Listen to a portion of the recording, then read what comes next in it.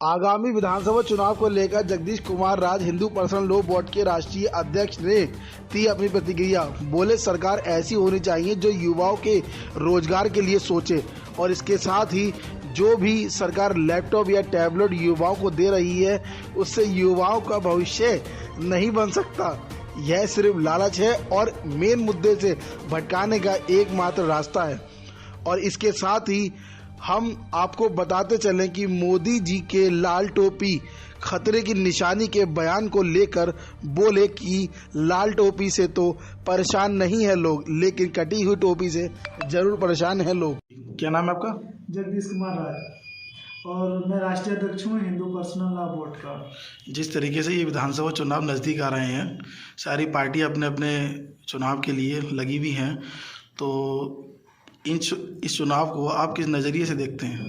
कि अगर नज़रिए वाली बात है तो आज के समय में युवाओं को आगे आना चाहिए और युवाओं को अपनी ऐसी सरकार चुननी चाहिए जो एक तो हिंदुत्व के लिए काम करने वाली होनी चाहिए, उनको रोजगार देने वाली होनी चाहिए और उनके आने वाले भविष्य के बारे में विचार करने वाली सरकार होनी चाहिए। ऐसी युवाओं को सरकार जो है चुननी चाहिए, क्योंकि अगर उनको नौकरी नहीं मिलती या कोई काम नहीं मिलता, रोजगार नहीं मिलता, तो फिर ऐसी सरकार का भी कोई फायदा नहीं है। दूसरी बात, आज के समय में अगर युवा आगे नहीं आएगा तो फिर कौन आगे आएगा?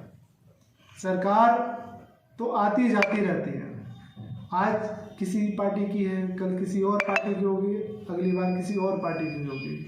मगर अगर जो सरकार रोजगार की बात करती है युवाओं की, तो युवाओं को जो है उस ओर जाना चाहिए और युवाओं को सोचना चाहिए कि अगर जो हमारे हित की बात करें, हमारे भविष्य की बात कर रही है सरकार, तो हमें क्यों ना उसको ही वोट देना चाहिए। तो बीजेपी जो सरकार इस टाइम मौजूद है, इसके बारे में मतलब क्या कहना चाहेंगे? देखिए, अगर हम बीजेपी की बात करें, सरकार चाहे किसी भी पार्टी की हो, सपा की हो, बसपा की हो, भारतीय जनता पार्टी की हो, मगर सरकार ऐसी होनी चाहिए जहाँ पे युवाओं के बेहतर भविष्य की संभावना हो, महिला सम्मान की बात हो, रोजगार और स्वरोजगार की बात हो। तो रोजगार की बात कौन सी पार्टी करती है, भारतीय जनता पार्टी या फिर सपा की पार्टी? देखिए, अगर हम बात करें तो सभी सरकारें मजा लेने के लिए लैपटॉप वितरण कर रही हैं, ठीक है, स्मार्टफोन का वितरण करेंगी। अब युवा लैपटॉप चला के या स्मार्टफोन चला के उसका भविष्य नहीं बन सकता। जब तक कोई भी सरकार हो या कोई सरकार आने वाली है, अब तो इस समय चुनाव का माहौल चल रहा है, सभी पार्टियां अपना अपना प्रचार करने में जुटी हुई है, तो ना तो लैपटॉप से भविष्य बनेगा किसी भी स्टूडेंट का, ना स्मार्टफोन से बनेगा। सिर्फ ये लालच है और मेन मुद्दे से भटकाने का काम है युवाओं को। तो फ्यूचर कैसे बनेगा? पढ़ेगा ही नहीं। पहली बात, आज का अगर एक सर्वे देखा जाए मोबाइल टेलीकॉम कंपनियों की तरफ है, तो 90% आदमी आज के समय मोबाइल में बिजी रहता है। अगर वो बारात में भी गया तो एंजॉय करने के लिए गया, मगर एक साइड में खड़े होकर मोबाइल चला रहा है, वो बारात का एंजॉय नहीं कर रहा, खाने का एंजॉय नहीं ले रहा। ऐसी एजुकेशन सेक्टर की बात करें तो अब बच्चा जब उसके हाथ में मोबाइल होगा तो क्या वो पढ़ेगा? अब उनमें से 100 में से 10 बच्चे ऐसे होंगे जो बेहतर तरीके से मोबाइल का यूज अपनी जिंदगी में करें, वरना क्या है, मिसयूज करते हैं उसका। अब ये लालच देने का काम एक तो सरकार बिल्कुल बंद कर दें, क्योंकि लालच से जो है युवाओं का भविष्य तो नहीं बन सकता, भविष्य बिगड़ सकता। सिर्फ वोट लेने के लालच में जो है युवाओं को जो है लालच दिया जाता है कि भाई हम लैपटॉप बांटेंगे या स्मार्टफोन बांटेंगे।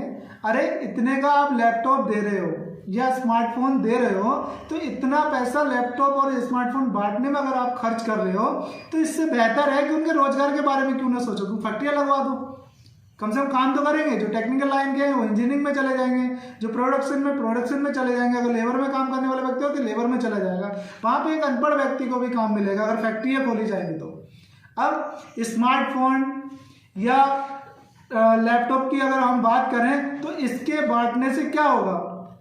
सिर्फ ले लेंगे, उसका यूज भी नहीं होगा, ना तो ढंग से पढ़ पाएंगे। अब ढंग से नहीं पढ़ेंगे तो सरकार कह देती है, बड़े बड़े नेता मंच पर से खड़े होकर कहते हैं कोई नौकरी लायक ही नहीं है, नौकरी दे कहाँ से? अब सरकार का कहना ये है कि अगर वो युवाओं को ये लैपटॉप या ये सब अगर देती है तो उनका भविष्य अगर बन सकता है। कहाँ से बनेगा?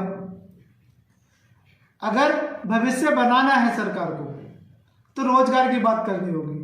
उस जितने पैसे के लैपटॉप बांट रही है सरकार या स्मार्टफोन बांट रही है सरकार बनने के बाद या बनने से पहले बांट रही है सरकार, तो क्या उससे पहले फैक्ट्री नहीं लगाई जा सकती?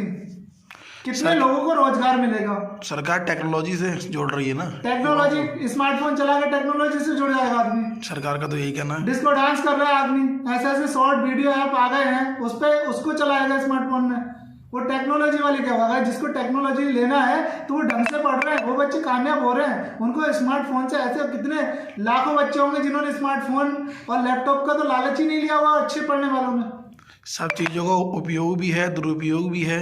सरकार तो उपयोग करने के लिए दे रही है, अगर सरकार उपयोग करने के लिए दे रही है, बात आपकी ठीक है, मगर क्या है कि उनको मेन मुद्दे से भटकाया जा रहा है। रोजगार की बात करें ना, बताइए आप कौन सी सरकार रोजगार की बात करे? लैपटॉप, मोबाइल, ये सब बांटने के बाद से अगर उनको भविष्य अगर सुरक्षित होता है तो अच्छी सी बात है, तो एक की बजाय दो लैपटॉप और दो स्मार्टफोन। अच्छा, इस सरकार में महिला सुरक्षा के ऊपर क्या बोलना चाहेंगे? देखिए, अगर महिला सुरक्षा की बात करें तो देखो, हर सरकार का, चाहे इससे पहले की सरकार हो या इससे बाद की सरकार हो या अब की सरकार हो, हर सरकार अपने स्तर से अच्छी सुरक्षा प्रदान करने की बात करती है और करती भी है, कराती भी है। अब कहीं ना कहीं कुछ समस्याएं पैदा हो जाती हैं जो सुरक्षा को लेके इशू बना लिया जाता है, मुद्दा बना लिया जाता है कि भाई सुरक्षा नहीं हो पा रही। हर सरकार का पूरा प्रयास रहता है कि हमारी सरकार के रहते हुए किसी के साथ कोई अनहोनी ना हो, सबके सब सुरक्षित रहे, चाहे महिला हो या पुरुष हो। मगर यह है कि कहीं ना कहीं ऐसा होता है कि पुरानी सरकार से नई सरकार से आने वाली सरकार में कुछ ना कुछ तो बदलाव दिखता है कि कहीं ज़्यादा सुरक्षा मिल जाती है, कहीं कम। अच्छा, ये बताइए कानून व्यवस्था पर क्या बोलना चाहेंगे? देखिए, अगर कानून व्यवस्था की बात करें, चाहे वो छोटे स्तर का व्यक्ति हो या बड़े स्तर का हो, कानून सबके लिए है, न्यायपालिका सबके लिए है, ठीक है। अब जो जैसा काम करता है उसके अनुसार अगर उसको सजा मिलती है, कानून काम अच्छे से काम कर रहा है तो माना जा सकता है कि हाँ भाई कानून व्यवस्था बहुत अच्छी है। अगर किसी को न्याय मिलता है तो, अगर कोई किसी के साथ ऐसा कोई काम या कोई घटना घट जाती है और उसको न्याय मिल जाता है और तो, मगर अगर न्याय की अगर हम बात करें तो न्याय व्यवस्था में जो है बहुत ज़्यादातर क्या है, ढिलाई बरती जाती है। यानी कि अगर हम बात करें, अगर किसी के साथ कोई घटना घटी है तो उसका जो है तुरंत रिएक्शन लिया जाना चाहिए। उसको ये है कि लंबे समय तक लंबित कर दिया। बहुत सारे ऐसे घटनाएं हुई या मुकदमेबाजी चल रही है, बहुत 10-10 साल हो गए, 5-5 साल हो गए, तो क्या हुआ? उससे न्याय मिलना ना मिलना बराबर है, फिर न्याय व्यवस्था पे उंगली उठती है। अच्छा, ये बताइए कि मोदी जी ने अभी कुछ टाइम पहले ये बोला था कि लाल टोपी खतरे की वो है निशानी। देखिए, क्या बोलना चाहिए? लाल टोपी से तो लोग इतने परेशान नहीं है, मगर कटी हुई टोपी से बहुत ज्यादा परेशान है देश, और आने वाले टाइम में शायद इससे और ज्यादा परेशान होगा। मोदी जी का कहना जो है ठीक भी है और नहीं ठीक भी है। मैं प्रधानमंत्री होने की वजह से उनको सपोर्ट नहीं करेगा, भाई प्रधानमंत्री है या हिंदुत्व वाली बात है। अगर टोपी वाली बात है तो टोपी से भी परेशानी नहीं है, मगर ज्यादातर लोगों को कटी हुई टोपी वालों से ज्यादा परेशानी है। इस तरीके की अगर हम बात तो क्या लगता है कि 2022 के चुनाव में सपा निकल पाएगी? देखिए, सपा बसपा अगर जो काम सरकार तो 15 दिन में भी लोग बना सकते हैं, बदल सकते हैं, बदलाव ला सकते हैं। अगर किसी मौजूदा सरकार को भी हरा के नई सरकार ला सकते हैं या ला सकते हैं। जो अच्छा काम करने वाला व्यक्ति है, मैं तो ये चाहता हूँ कि युवा जो हो, अच्छा काम करने वाली जो सरकार हो उसको आगे बढ़ाए।